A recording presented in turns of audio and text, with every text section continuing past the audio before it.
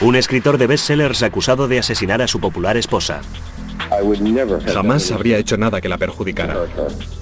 Creo que Michael Peterson es un maestro en hacer ver a la gente lo que él quiere que vean. ¿Fue un accidente o juego sucio? ¿Cómo pasamos de alma gemela y amante a despiadado asesino? ¿Podía el héroe local ser un asesino? Hoy aquí sentada no tengo ni idea de quién es Michael Peterson. En absoluto. Un hombre que lo tenía todo. Pero, ¿mataría para conservarlo? Descúbranlo esta noche en Poder, Privilegio y Justicia.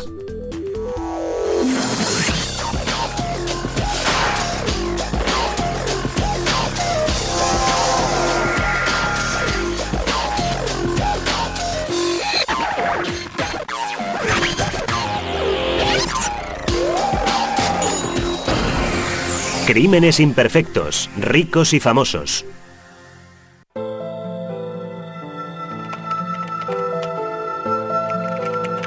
Se ha escrito un crimen.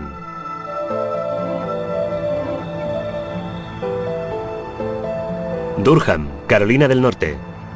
Hogar del novelista de éxito y columnista de la prensa Michael Peterson y de su esposa Kathleen, destacada figura de la escena social.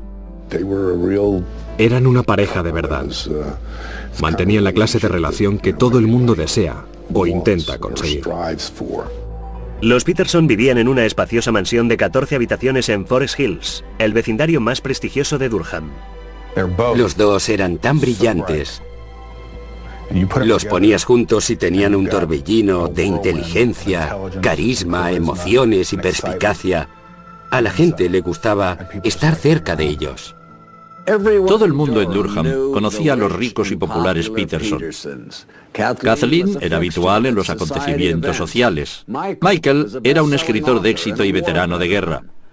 Pero todo ello iba a cambiar en diciembre de 2001, cuando la policía recibió una llamada telefónica desde la casa de los Peterson. Durham 911, ¿cuál es su emergencia? 1810 de Cedar Street, por favor. ¿Qué ocurre? Mi mujer ha tenido un accidente, todavía respira. ¿Qué clase de accidente? Se ha caído por las escaleras, todavía respira, por favor, vengan. ¿Está consciente? ¿Cómo?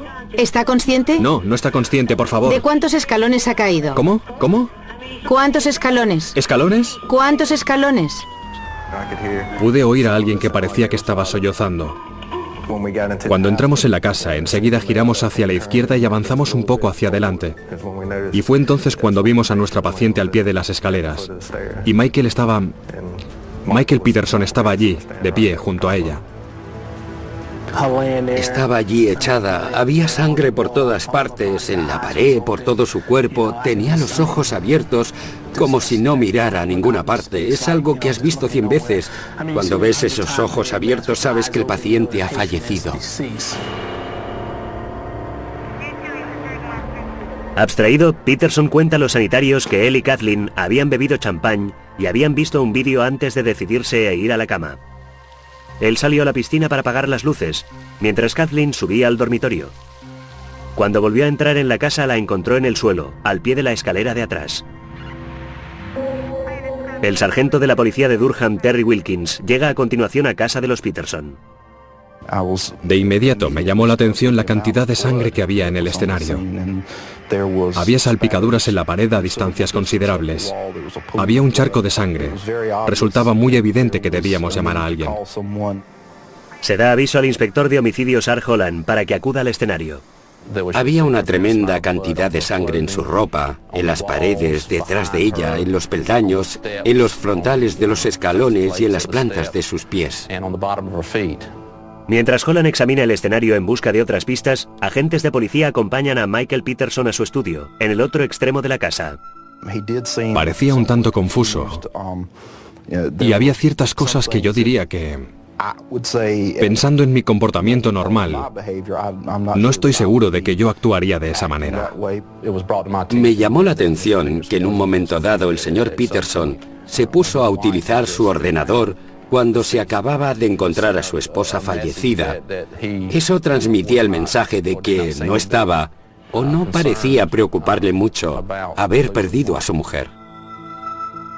Holland continuó su investigación, encontrando sangre en el suelo, el sofá y la puerta principal. Había sangre en la parte interior de la puerta que parecía esparcida o frotada. Había olor a alcohol en el fregadero. ¿Por qué lo echaron por el desagüe? Y la colocación de las 2 copas de champaña junto al fregadero, una manchada con huellas dactilares y la otra sin impresiones de dedos ni manchas de ningún tipo. Había cantidad de cosas que sencillamente no encajaban. Pero basándose en el escenario, Holland sí supo una cosa. La versión de Michael no tenía sentido.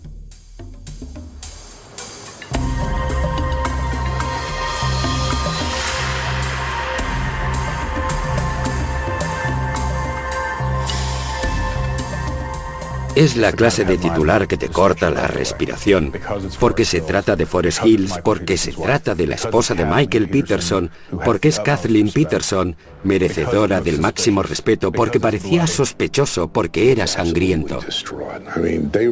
Estaba absolutamente abstraído. Eran de verdad una pareja muy unida. Había perdido a su mejor amiga, su compañera y todo lo demás. Estaba totalmente aturdido. En los días que siguieron a la muerte de Kathleen, Michael no llamó la atención. Pero al no tener respuestas, la familia de Kathleen enseguida empezó a sospechar. Cuando por fin veo a Michael, me pide que me ocupe de organizar el funeral, pero no quiere hablar conmigo sobre lo que le ha sucedido a Kathleen. No quiere hablar con mi hermana Lori sobre lo que le ha sucedido a Kathleen, pero en cambio habla con su hermano Bill y habla con un abogado. Rige perfectamente bien. Los investigadores se enteran de que el hijo de Michael, en un aparente esfuerzo por explicar la caída, está contando a la gente que Kathleen estaba borracha la noche de su muerte. Los vecinos y amigos sabían que disfrutaba, daba fiestas, le gustaba organizar reuniones, que bebía pero socialmente. Se exageró al decir que aquella noche había bebido mucho. Holland descubre que a las 11 de la noche de su muerte, Kathleen abrió un email y llamó a un compañero de trabajo del estudio de Michael. El compañero confirma que Kathleen no parecía mermada ni preocupada cuando hablaron.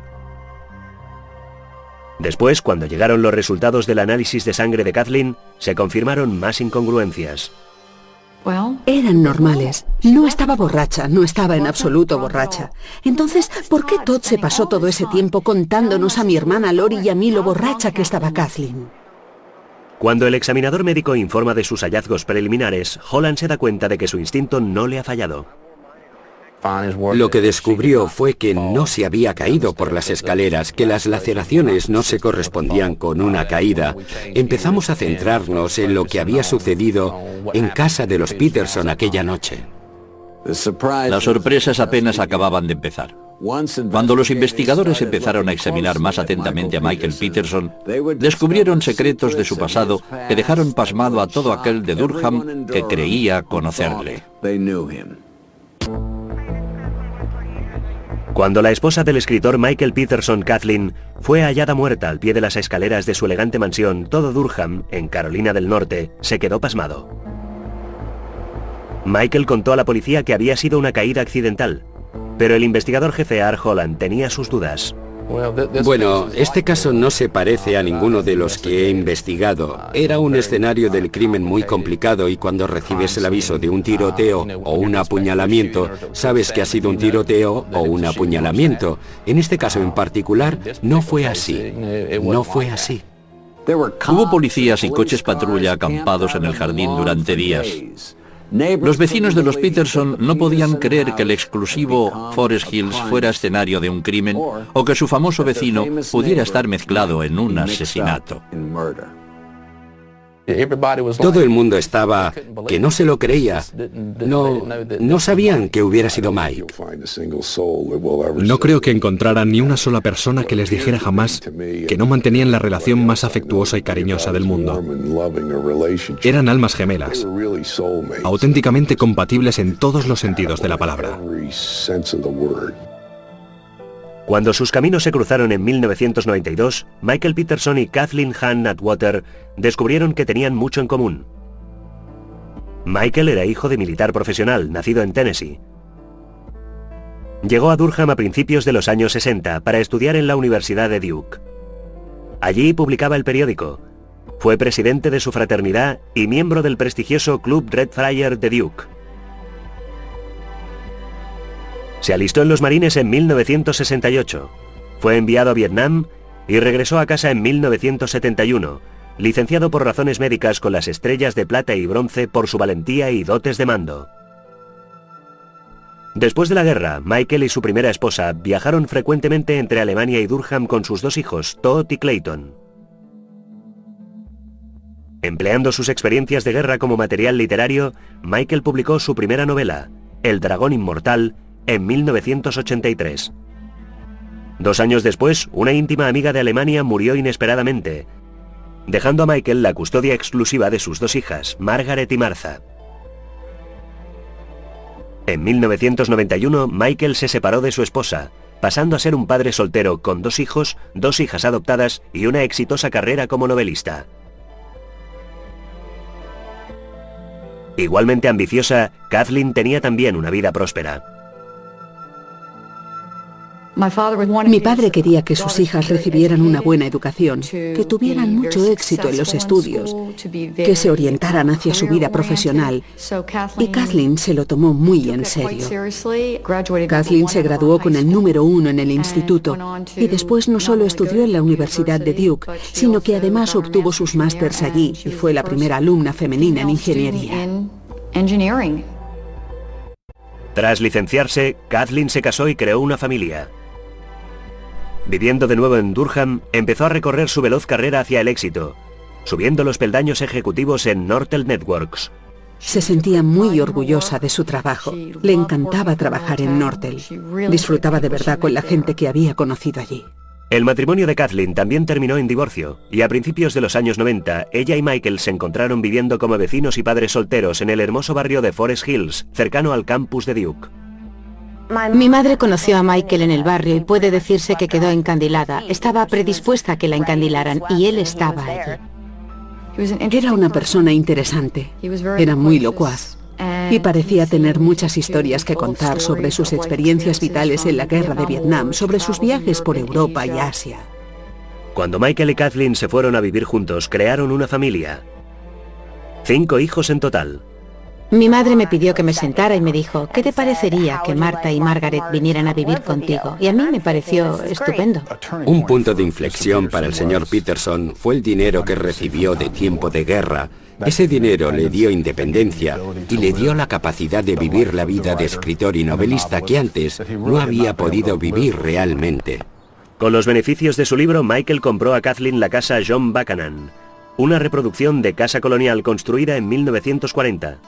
La mansión de 10.000 metros cuadrados era el orgullo de Forest Hills. Parecía una casa salida de una película, y lo era. Se había usado como localización principal para la película de Robert Duvall y Faye Dunaway, El cuento de la doncella. Tenía 14 habitaciones a cual más grande, un enorme estudio panelado en madera de secuoya, un jardín de rosas ganador de premios y fuentes en la piscina. El vestíbulo de la casa era enorme y tenía una escalinata que daba la vuelta sobre 3 paredes del vestíbulo. Era increíblemente majestuoso y bonito. En 1997, Michael y Kathleen se casaron en el vestíbulo de su elegante hogar. Kathleen era una novia realmente feliz y guapa. Puso hojas de magnolia en todo el pasamanos y tuvo la boda de sus sueños. Yo creo que Mike Peterson estaba convencido de que su lugar estaba en lo alto de aquella colina y en Forest Hills. Michael y Kathleen pronto se hicieron famosos en el círculo social de Durham por sus generosos cócteles y sus grandes cenas. Mi hermana no le daba importancia a tener entre 30 y 60 personas a cenar. Sus amigos la consideraban una supermujer, madre de 5 hijos, miembro del Consejo Artístico de Durham y gran ejecutiva en Nortel. Esa mujer podía lograr que la casa estuviera perfecta, llegar hasta los niveles más altos dentro de una empresa muy competitiva, ser una madre maravillosa y desenvolverse bien en las artes y la cocina, además de organizar fiestas. ¿Cuántas personas conocemos que sean capaces de hacer todo esto? Michael era igual de ambicioso.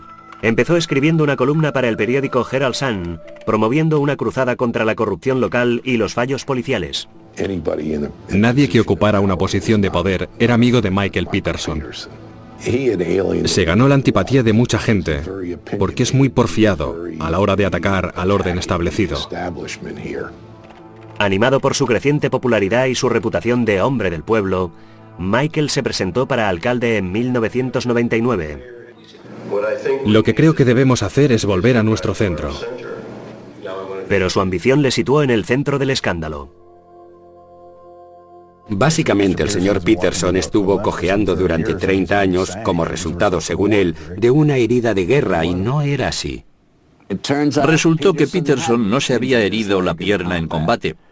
La suya fue una herida decididamente menos heroica causada por un accidente de tráfico siendo escolta de seguridad. Cuando uno se halla en el centro de atención política, las mentiras pueden salir caras. Y esta le costaría a Michael la candidatura y la reputación. Varios de los amigos más íntimos de mi madre apoyaban también a Michael y desgraciadamente cuando la historia salió a la luz pensaron que les había mentido descaradamente, que les había traicionado. Y esa fue realmente la primera vez en la que vi a mi madre ejercer solo una especie de sumisión ante Michael. Era como decir, es mi marido y yo le apoyo. Fue una terrible caída en desgracia, una caída en desgracia de las más duras que se pueden tener como persona. Me refiero a que creo que él era un hombre nacido con un tremendo talento. Y miren lo que pasó. La derrota en su candidatura a alcalde fue solo el comienzo de toda una serie de fracasos para Michael. 2 años después se presentó al Consejo Municipal y tuvo que afrontar otra derrota. Después la suerte de Kathleen empezó también a agotarse. Me di cuenta de que su vida empezaba a cambiar, al igual que las vidas de otras muchas personas, cuando las acciones de alta tecnología empezaron a bajar. A veces había tenido acciones por valor de varios millones de dólares, acciones y opciones de compra. Y el precio de las acciones empezó a bajar drásticamente. Las acciones de Nortel eran un plan de jubilación. En un momento dado hizo planes de trasladarse a París y tener una segunda casa allí. La vida perfecta de los Peterson empezaba a desenmarañarse, en el trabajo y en casa. La casa siempre necesitaba muchas reformas. Cualquier cosa que se hiciera para repararla nunca costaba un par de cientos de dólares, sino que eran miles o decenas de miles de dólares el coste de la reparación. Ella hablaba constantemente del trabajo. Recuerdo que había veces que me llamaba llorando histéricamente y creo que eso realmente hacía mella en mi madre. Era evidente que padecían un importante conflicto de liquidez. Tenían una deuda en sus tarjetas de crédito por un valor de $143.000, lo que para la mayoría de la gente es muchísimo. Estaba claro que los Peterson tenían dificultades económicas. La casa, las acciones, las facturas. Pero no crean que Michael no estaba al tanto de lo que quedaba. 1,8 millones de dólares, el valor del seguro de vida de Kathleen. Se iban acumulando pruebas de la implicación del popular novelista Michael Peterson en la muerte de su esposa, pero muchos amigos continuaban creyendo que era inocente. Creo que la gente que le conocía no podía creerlo, y le apoyaban, pensando que era un tema político, que se habían propuesto ir a por él, y la gente que no le conocía daba por hecho que era culpable. Mi madre y Michael mantenían una relación absolutamente afectuosa y es imposible que ninguno de los dos hubiera deseado jamás mal alguno al otro. La gente se preguntaba por qué le había apoyado tanto en aquel momento, pero entonces no podía pensar de otra manera y al fin y al cabo, ¿quién desea pensar que su padrastro ha hecho algo semejante? Mi madre se habría sentido absolutamente horrorizada y esto habría sido lo último que habría deseado que le ocurriera a su marido. Después se emitió el informe de la autopsia y eso, naturalmente, hizo que me convenciera del todo de que había sido asesinada. La doctora Deborah Radish, patóloga forense de la Oficina del Examinador Médico del Estado, llevó a cabo la autopsia. Al final del examen de la autopsia, teniendo en cuenta el número de laceraciones en el cráneo, su situación, su orientación, junto con la lesión en el cuello, el dictamen fue inequívoco. No se trataba de una caída por las escaleras. El hecho de que fuera hallada al pie de la escalera indicaría que fue o bien una coincidencia o que estaba allí por algún motivo, quizá para hacer pensar que se había caído por las escaleras.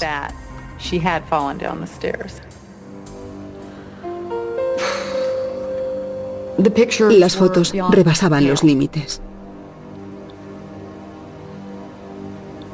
La fotografía en la que se podían ver más de cerca las 7 laceraciones era impactante.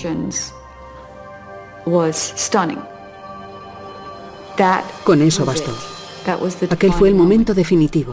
Aquel hombre que había golpeado a mi hermana hasta matarla no iba a salir impune. El 20 de diciembre de 2001, Michael Peterson fue acusado del asesinato de su esposa Kathleen.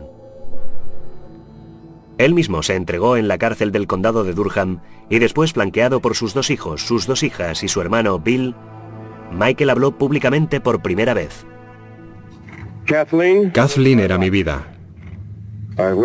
He susurrado su nombre en mi corazón 1 millar de veces. Ella está ahí, pero no puedo dejar de llorar. Jamás habría hecho nada que la perjudicara. Soy inocente de esos cargos y lo demostraremos en el tribunal. Michael pasó casi 1 mes en la cárcel antes de que un juez le permitiera depositar una fianza. Regresó a casa para esperar el día del juicio. La gente se pregunta cómo puedo salir, pero yo no he hecho nada. Soy totalmente inocente de esos cargos. Recuerden, Michael Peterson había hecho una segunda carrera profesional como columnista y mucha gente creía que estaba pagando el precio de haber acusado a las fuerzas vivas locales.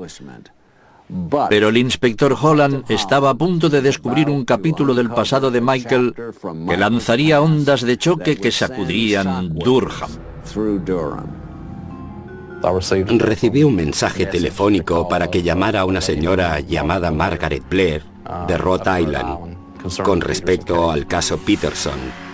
Cuando la llamé, me reveló que tenía una hermana llamada Elizabeth Radcliffe, que había muerto en 1985 cuando vivía en Alemania, que la señora Radcliffe fue hallada muerta al pie de las escaleras de su casa y que Michael fue la última persona que vio a Elizabeth con vida. La autopsia había determinado que Elizabeth Radcliffe murió de una hemorragia cerebral y se dictaminó que la muerte había sido accidental. Después de la manifiesta tragedia, Michael adoptó a las 2 hijas de Elizabeth. Michael me contó que Elizabeth había muerto al poco tiempo de morir su marido. Me dijo que tenía un tumor cerebral.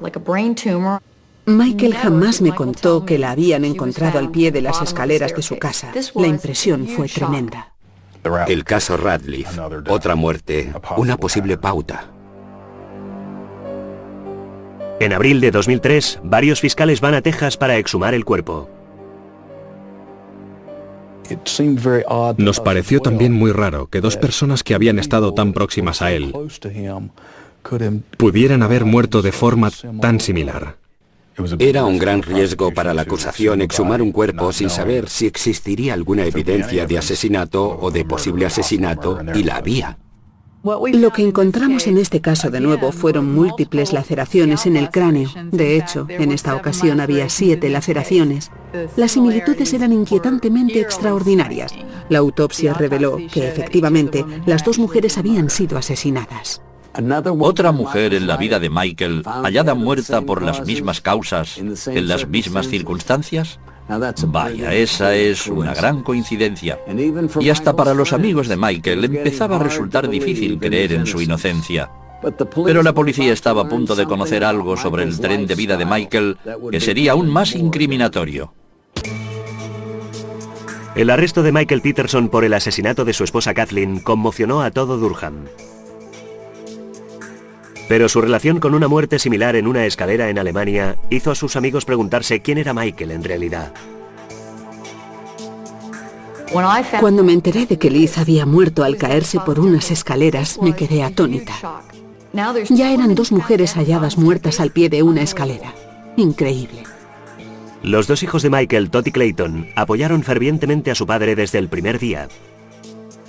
Incluso sus hijas, Margaret y Martha, que habían perdido ya a 2 madres en similares caídas, continuaron a su lado.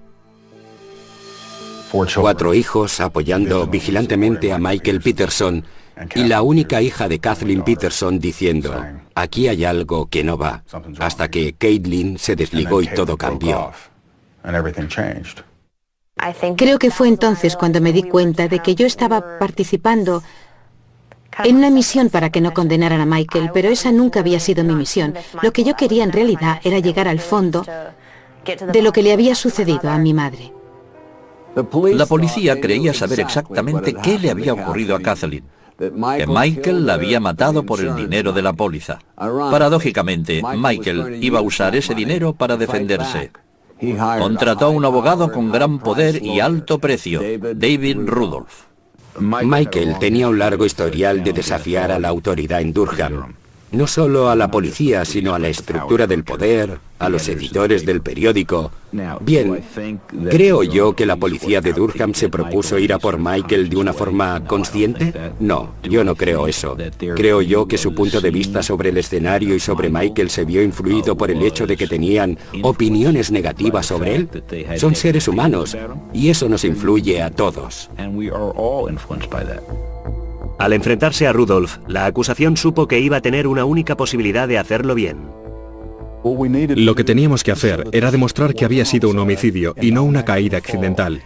Y teníamos que vincular al señor Peterson con él. La acusación tendría que demostrar que Peterson tuvo un móvil económico.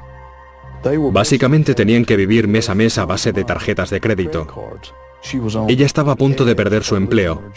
Todas esas cosas combinadas, desde un punto de vista económico, creemos que provocaron considerables tensiones en esa casa.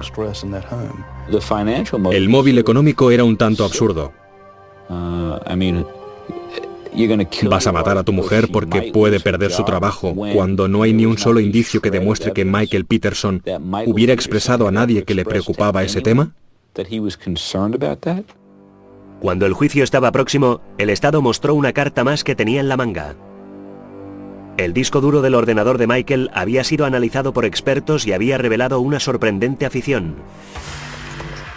Cientos de páginas web pornográficas, más de 2000 fotografías descargadas y un intercambio de emails gráficos entre un prostituto llamado Brent Wolgamott, alias Brad, y Michael Peterson. Era un hombre casado. ¿Y era así como pasaba su tiempo libre mientras mi hermana estaba trabajando? Uno dice inmediatamente, ¿qué clase de matrimonio era ese? ¿Él es gay? ¿Es bisexual? ¿Y podían tener la clase de matrimonio que describían si él es bisexual? Nada en absoluto indicaba que Michael Peterson estuviera manteniendo ningún tipo de relación fuera de su matrimonio. Las pruebas solo indicaban que había intercambiado emails con un prostituto gay. Y nada más que eso. El Estado parecía tener un caso sólido contra Michael Peterson. Un irrecusable informe de autopsia, la misteriosa muerte de Elizabeth Radcliffe y los emails que envió a Brad.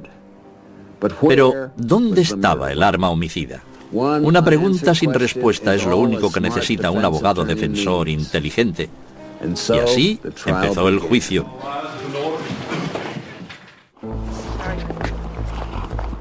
El juicio por asesinato en primer grado contra Michael Peterson comienza el 1 de julio de 2003 frente a una audiencia nacional. Evidentemente, Michael estaba nervioso. Cualquiera en su situación lo habría estado. Y para la familia de Kathleen, que se haga justicia es algo agridulce. Estaba allí sentada, a pocos metros de ese hombre, y lo más difícil de todo era mirarle las manos y darme cuenta de lo que esas manos le habían hecho a mi hermana y no poder hacer nada al respecto.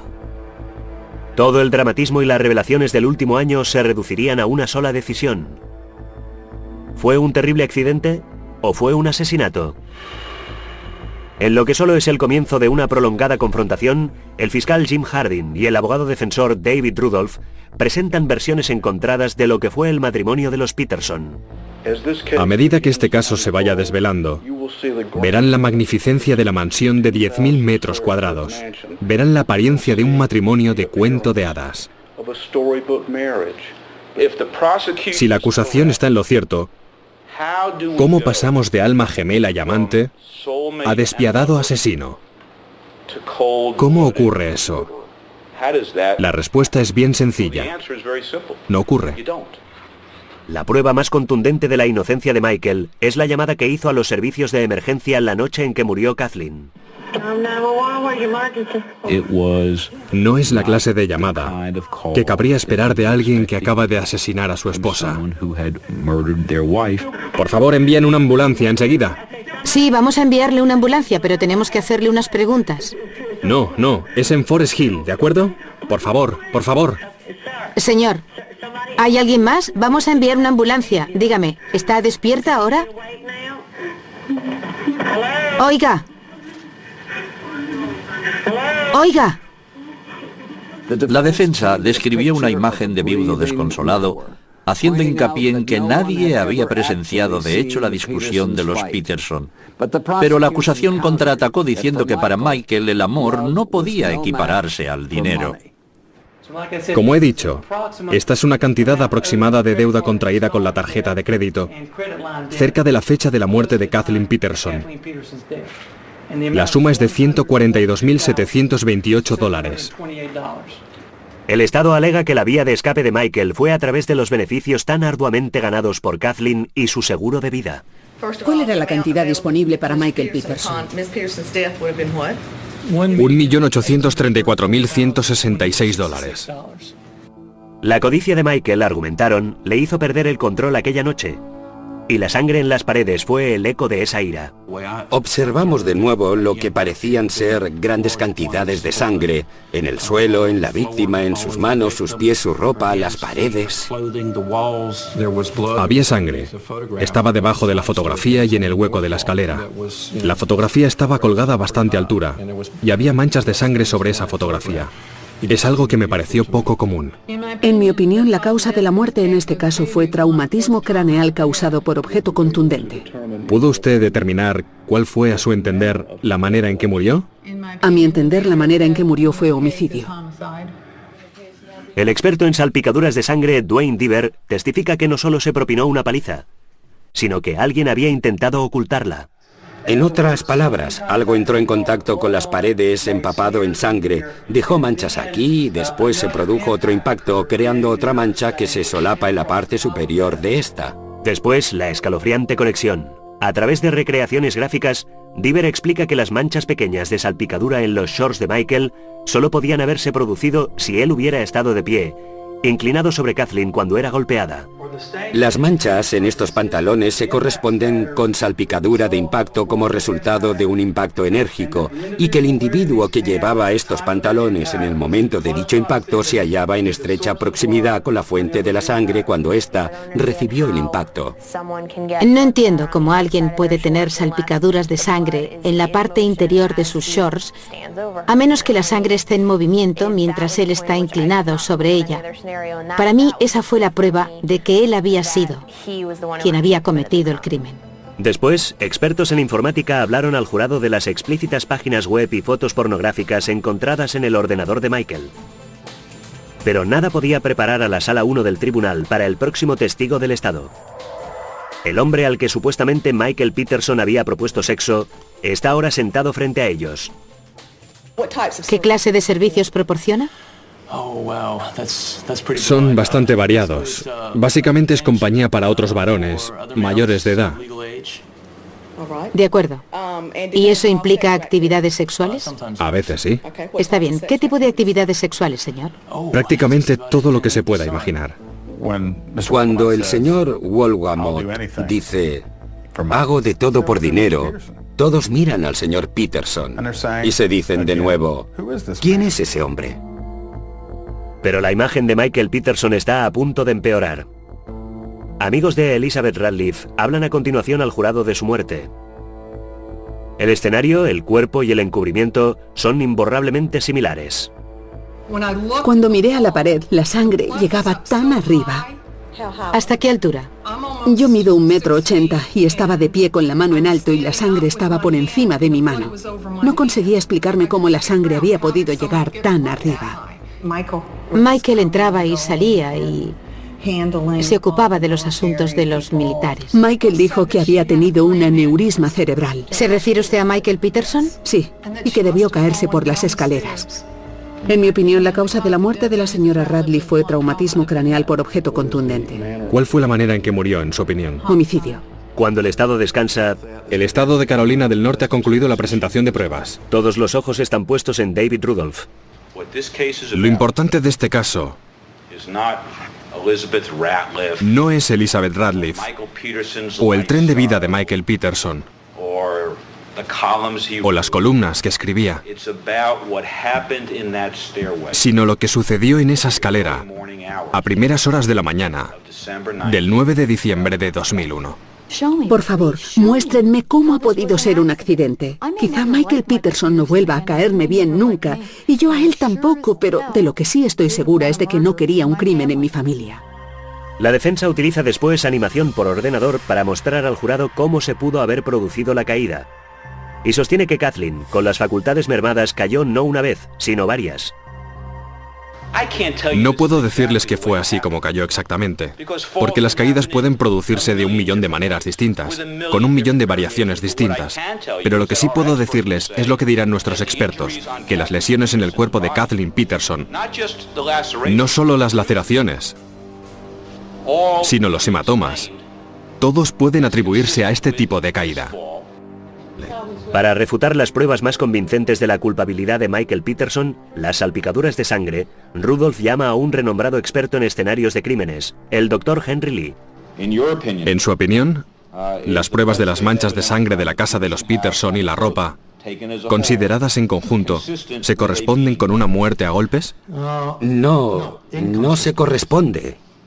La salpicadura de sangre toma distintas direcciones y hay demasiada salpicadura de sangre.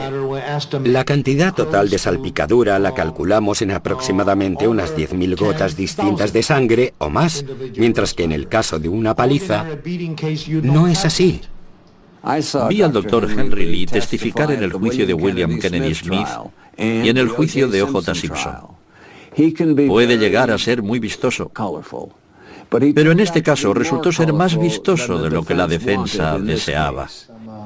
Entre las expectativas despertadas por el Dr. Lee y el impacto provocado por su testimonio se produjo una gran brecha. Se dedicó a escupir ketchup, lo que muchos consideraron una falta de respeto. Dijo que había demasiada sangre para que hubiera sido una caída, pero ¿había la suficiente para que fuera un accidente? Tras haber visto a los expertos de la defensa, dentro de mí sentía aún más el peso de su culpabilidad. Lo único que le falta a la acusación es un arma homicida. Basándose en las lesiones de Kathleen, el Estado sabía que el objeto tenía que ser lo bastante rígido para causar laceraciones, pero no lo bastante pesado como para provocar una fractura de cráneo. La hermana de Kathleen les había regalado un atizador para la chimenea. Ese atizador había desaparecido de la casa. Tenía que ser algo que se pudiera blandir en el hueco de aquella escalera. También tenía que ser algo con una configuración que se correspondiera con 2 marcas que encontramos en ese escenario. En los últimos días restantes de juicio, Rudolph sorprende a la sala del tribunal y presenta el atizador desaparecido. Encontrado por los investigadores de la defensa en el garaje de Peterson, el objeto está cubierto no de sangre, sino de telarañas y polvo. Se pasaron el juicio entero demostrando que había sido un atizador. Nosotros determinamos, más allá de cualquier duda razonable, que esa no era el arma homicida. Lo llevamos al tribunal. Imagino que nadie se creyó que justo lo habían encontrado pocos días antes de cerrar su presentación de pruebas.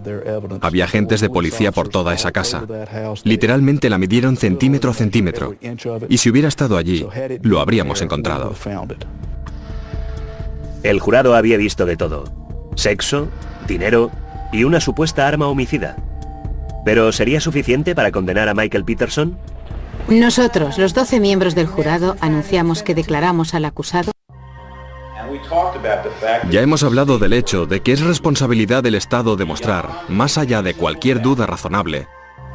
El juicio de Michael Peterson por el asesinato de su esposa llegaba ya a su fin. Después de 13 semanas de testimonios, ahora le tocaba al jurado. Tenían que decidir si creían la historia más importante que había relatado jamás o enviarle a la cárcel de por vida.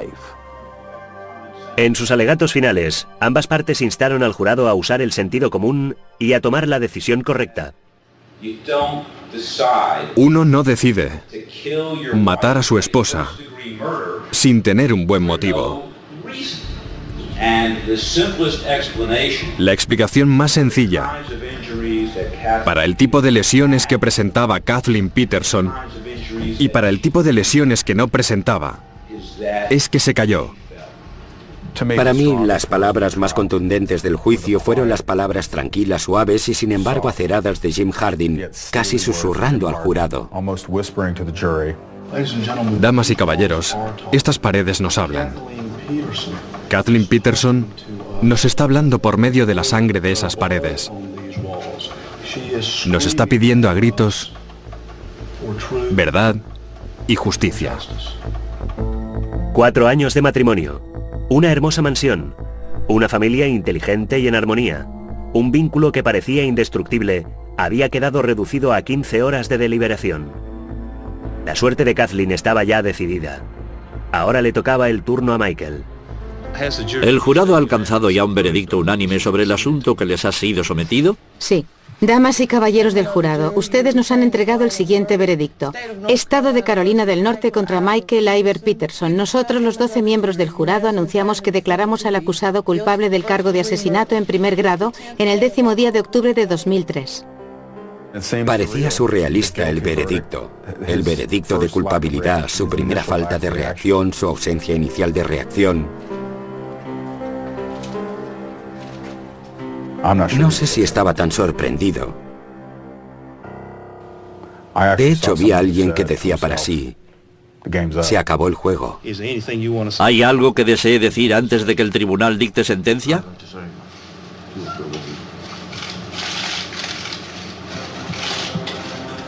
El acusado va a ser encarcelado en una institución penitenciaria del estado de Carolina del Norte el resto de su vida natural sin posibilidad de libertad condicional.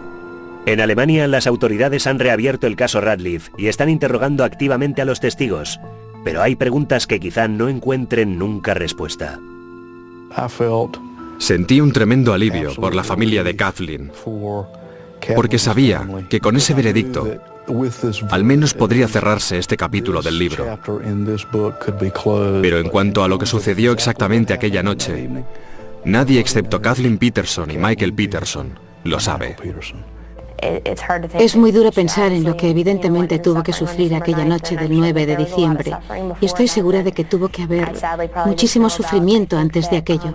Lamentablemente yo no sabía nada de eso. Creo que es muy bonito recordarla solo como una persona muy cariñosa y generosa, y sinceramente no creo que tuviera nada que lamentar, excepto que le habría gustado poder vivir 100 años más. Michael Peterson pudo haber sido una celebridad en un momento dado, pero sus compañeros reclusos no hacían cola precisamente para que les autografiara sus libros. De hecho, a los pocos días de iniciar su cadena perpetua, recibió una paliza en una pelea en la cárcel. Un escaso consuelo para la familia de Kathleen, que intenta acostumbrarse a vivir sin ella. Dominic Dunne, para la televisión judicial.